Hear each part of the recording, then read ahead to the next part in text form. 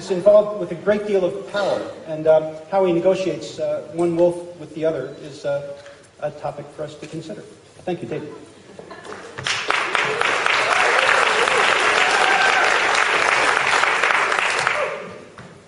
Thank you, Eric, for that very nice introduction. I was once, coming from a unionist background myself, I was once described as a wolf tone in sheep's clothing. So, I'm going to ask you to engage in a little experiential embodiment for a moment as a preface to the talk I'm going to give, which unfamiliarly for me as a theatre person will be primarily visual, and in that sense I was delighted that I'm following John, because I do think my ideas speak with his ideas in an interesting way. So I'm going to step in front for a moment. And could I ask the magician at the back to raise the house lights? Just so you can all see each other. That's better.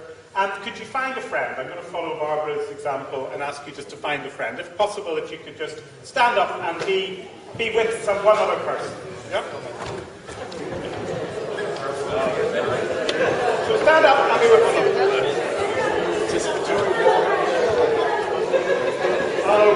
I don't want to. So now, 2, 1.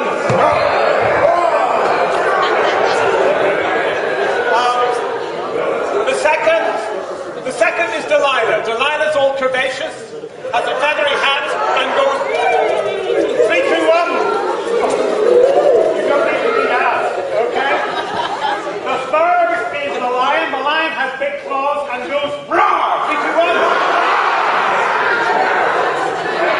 Now, I have discovered that almost without exception internationally, people know the game, the playground game, rock, paper, scissors.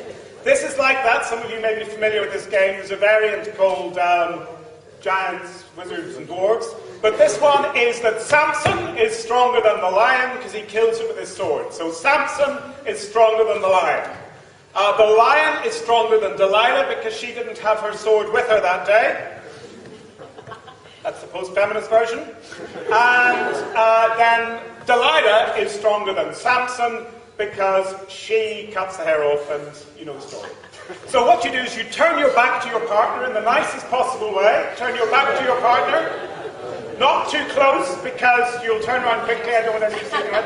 We're going to do this 3 times. I go 3, 2, 1, turn, and you become one of those things. Delilah, Samson, or the lion. If you're both the same, nobody scores a point. If you're different, the stronger scores a point. So Samson beats the lion beats Delilah, Delilah beats Samson. Are you ready? Decide what you're going to be.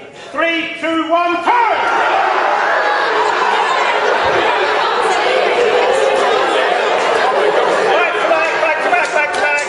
Back to back. Professor Thompson is getting very competitive there.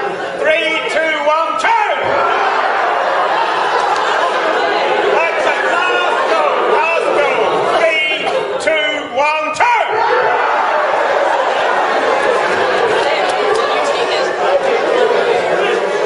In particular, Augusta Boal's idea of image theatre as a way of getting under the protective radar that so often inhibits dialogue.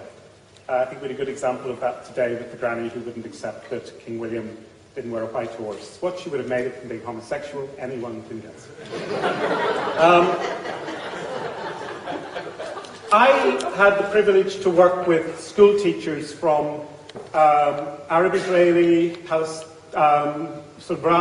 West Bank and Gaza Palestinians, and also Jewish school teachers in a workshop in Jerusalem some years ago. And I was cautious using that exercise in Delilah and the Lion, even though it's one of my trademark exercises. I find it's a great icebreaker, and as you can see, people get a lot of fun out of it. And again, I was told, don't be ridiculous. This is part of a shared sort of history. I think actually Goliath came from Gaza, if my biblical knowledge is correct. So we heard earlier from John about risk-taking, and one of the things that I think underpins some of the ideas I'm talking about today is the way in which we self-censor ourselves and the need sometimes to engage with risk. If I press the end of practice orientation with some more, I suppose, academic reflection on this, but I hope it doesn't become too too cerebral, because it's very much about embodied practice, which is why I began in the way that I did. I'm going to try and time things out so I have 5 minutes at the end to play a short clip from a video that relates to a development of this work. So if you'd sort of tip me off about that. But I'm calling the talk How Do You Mean? Sort of familiar enough colloquialism. But I've become increasingly interested in the meaning of meaning in this idea of image theatre. Now I should say, image theatre is part of Boal's system. I think it's often thought of as simply as a means to an end. You create tableaux representing typical oppression, stereotypical situations. Those familiar with his work will know the family work, I'm sure. And it's interesting, when you ask people to create a picture of a family, you get very strong consistencies within cultures. So, for instance, he said in Germany, the family's always in the car with the father driving. In South America, at the time he was working, he said they were around a table with a seat empty to represent the disappeared. In Belfast, it's always, and I've been doing this 20 years with students, it's always, even in our modern world, the father sitting with, used to be the Belfast Telegraph, now it's the remote control, 2 kids fighting and the mother either ironing or serving food. When I was lucky enough to work with Boal here, or sorry, in Derry in '92, the Derry images, some may recognise this, always had the mother on a pedestal, a kind of matriarchal image. And that seemed to be consistent at the time. So these stereotypes, as we heard earlier from John, are there to be challenged, but they also need to be acknowledged. And one of the things that I've been wrestling with is, what is the status of these images? And what importance should we attach to them? I love this cartoon. It's from the New Yorker. This is a little girl dancing her flower. And as you can see, all the other children in the class see something different. And I would argue that her peers are all engaged in a process of kinesthetic imagination, which again gets under the radar of the intellectual defense mechanisms. I always think it's interesting, given what we've said about pedagogy today, the teacher sees nothing.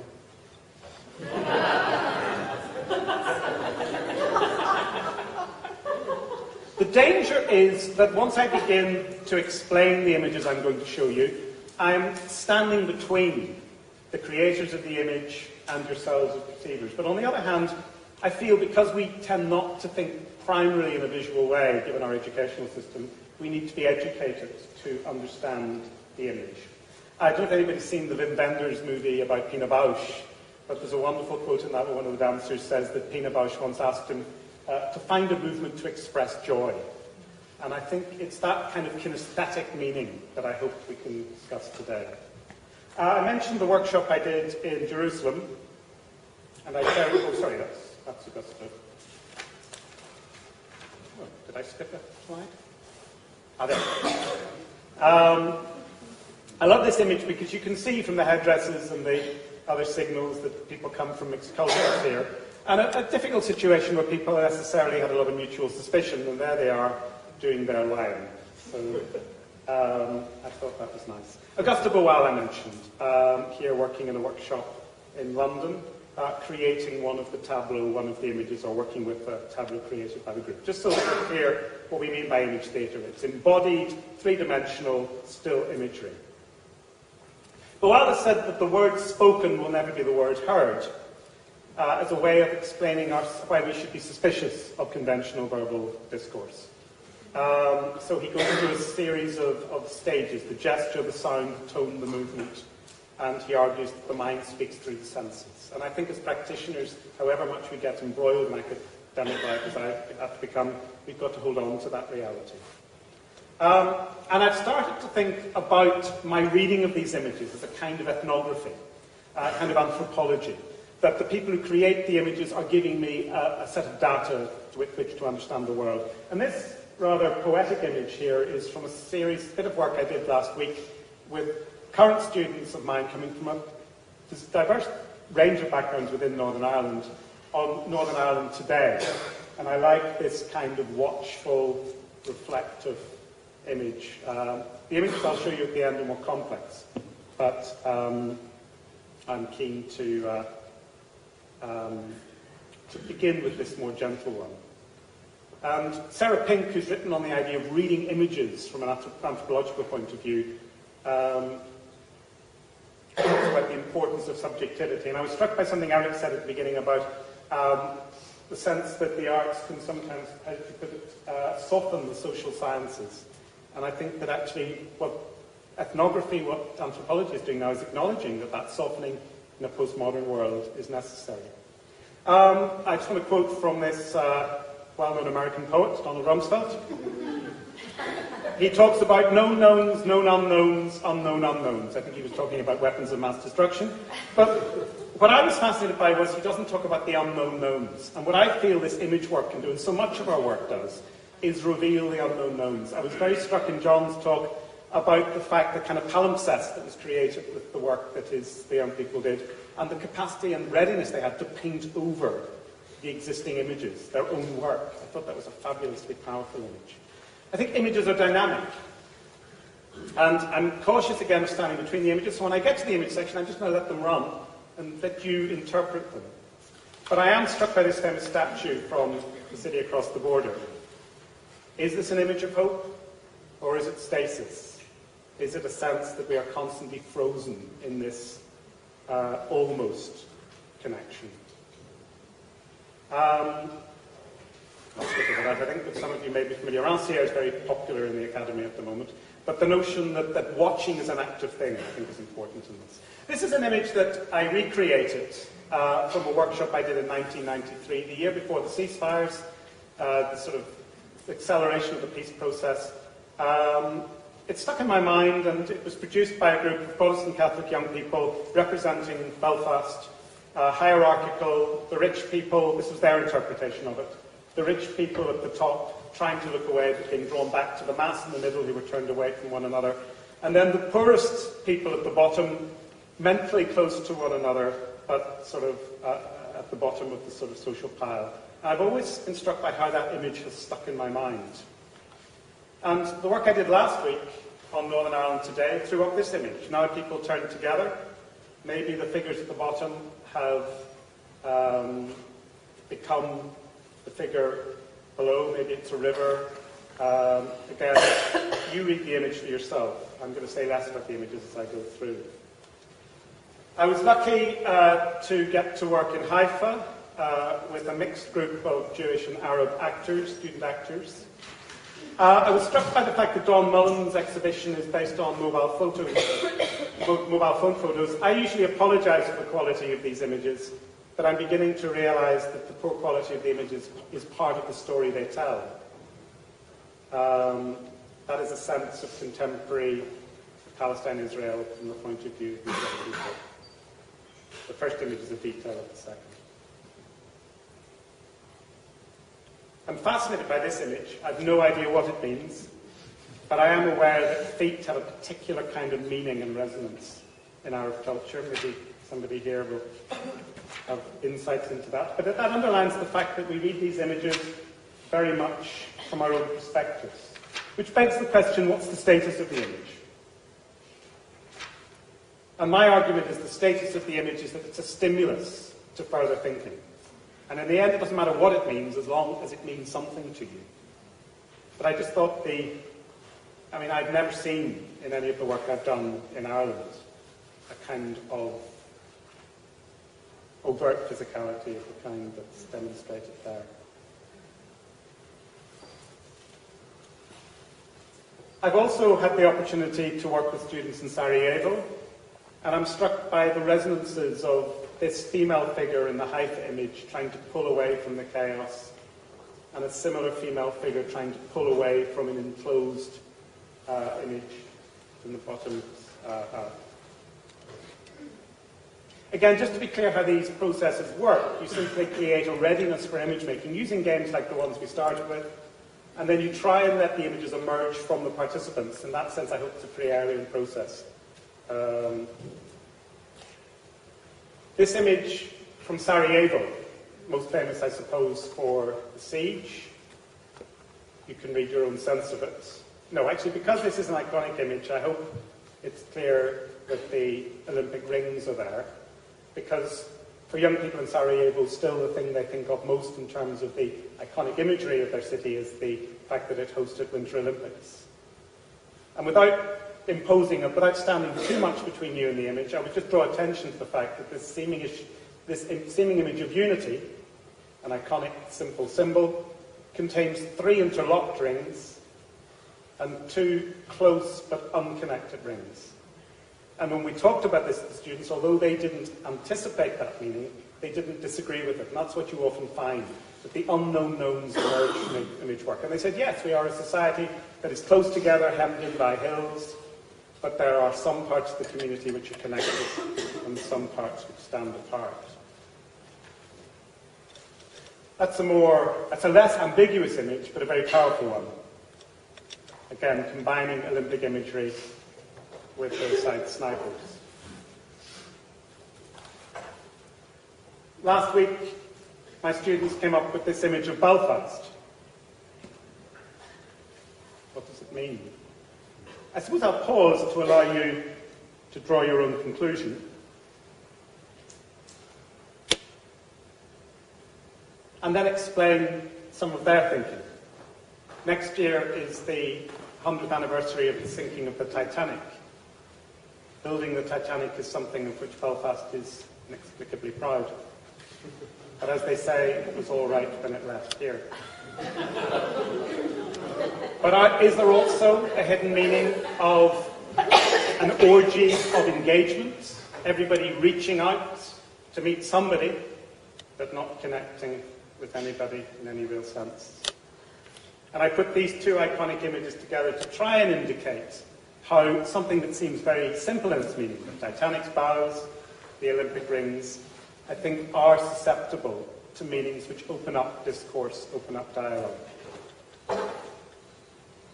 But just that comparison of Belfast and Sarajevo might be helpful. The population figures for Sarajevo are disputed because there was such huge depopulation during the war. And one of the things I want to finish with is a short clip from a film documentary that's been made about a performance project arising from the Belfast-Sarajevo Initiative, which is a link between the Acting Academy in Sarajevo and our own University Queen's in Belfast. And I'm delighted that Michelle Young is here, who is leading that project, one of our PhD students. I don't know if, Michelle, you want to wave, just if people want to speak to her about it afterwards. But I'm interested not only in the still images that arise from the Wells Image Theatre, but how the photography of those images, albeit on a mobile phone, acts as a mediation, and then finally how video can act as a mediation of live performance work. Stuart Parker, the great Northern dramatist, was very early on in 1989 saying there was no point just talking about reconciliation, but practicing it in an artistic image, creating it before an audience. And I think that's a good manifesto. A sociological perspective of how people hold on to images and grow apart because they interpret the images in different ways, and the arts must have a capacity in helping us get under the radar. James Thompson has recently emphasised the effective impact of drama, and I'd like to suggest, to come back to my idea of what do we mean by meaning, that meaning in applied drama is not usually constructed semiotically as much as felt through this process of kinesthetic imagination, hence getting you started with moving around. This notion of negotiated versions, which we need to acknowledge. And that's one of the risks I think we take, that we cannot expect our work to have absolute meanings. We've got to put it out there. I'm going to quickly run through, finally, before I show the video. How am I doing for time, Aaron? You've got a couple of minutes. Okay, just quickly flick through these, and I just thought it would be interesting to share with you from a cross-section. I mean, this wasn't a deliberately chosen group, but 6 students were half male, half female, half perceived Protestant, perceived Catholic, as we like to say in our evaluation, our monitoring forms here. And from, geographically, from Derry, Belfast, and Uri, and there was some class differential as well. In the nature of university students, perhaps less of a social mix than you would like. Oh, sorry, that's just a little preamble. Damien Gorman, writer and poet, once described the Troubles as somewhere between a wee bit of bother and civil war. And we've been name-checking a lot of significant figures in the dialogue around the Troubles. I would like also to acknowledge Dave Duggan, playwright, drama practitioner, and most importantly, with us today, in this room. And I always loved when he said, when are we ever going to get a peace product? Well, let's talk about the peace process. So here's what the young people in Queens think now about Northern Ireland. The image theatre process is incremental. One person stands up in the way we did it and creates an image. So that is what one person thought was Northern Ireland today. Then somebody else added something in.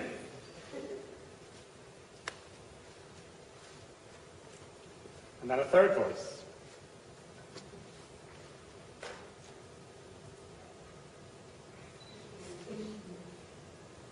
I think these images are speaking.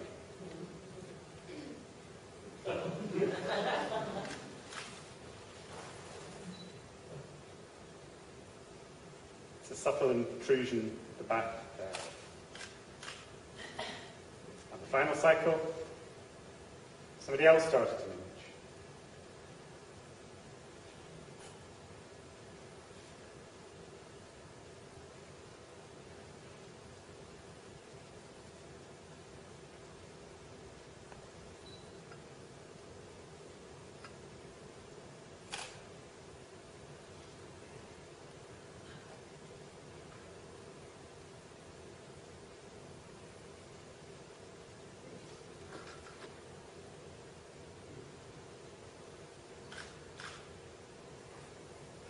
Again, it's the ambiguities of the image that make them rich.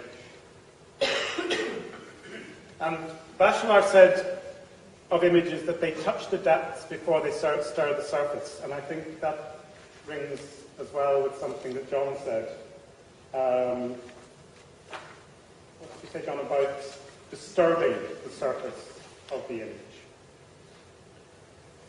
So, a bit of a whistle-stop idea through, but the main things I'd like to leave you with are that I do feel within Boal's repertoire, this simple, seemingly simple mechanism of image theatre is incredibly rich, incredibly potent, but that so much of the work we're doing as artists is getting under the white horse response, trying to challenge the deep-rooted assumptions. What I'd like to finish with is just a very brief extract from a video documentary about a performance project made in Sarajevo as part of the Belfast Sarajevo Initiative. It began with storytelling, like so much of our work does, but these stories were whispered to people being led blindfold through the streets of Sarajevo to encourage them to experience the city in a different way, but with an intimacy, into a flat, because so much of the imagery around the stories was about home and perceptions of home, which was essentially an installation exploring further ideas. The title of the piece was We Are Not Afraid, but what I want to leave you with is just a reflection on what happens when we add video into the mix. The social sciences would not like the extent to which the video artist intervenes, stands between the informants and the recipients of the imagery. But I would like to argue that as artists, that's actually our role, to stand between, but also to link and connect. And connections, I know, is a theme of the conference. If we ask Joe very nicely, he'll play the video. So if we go after 3-1, please say Joe. 3, 2, 1. Joe! Thank you.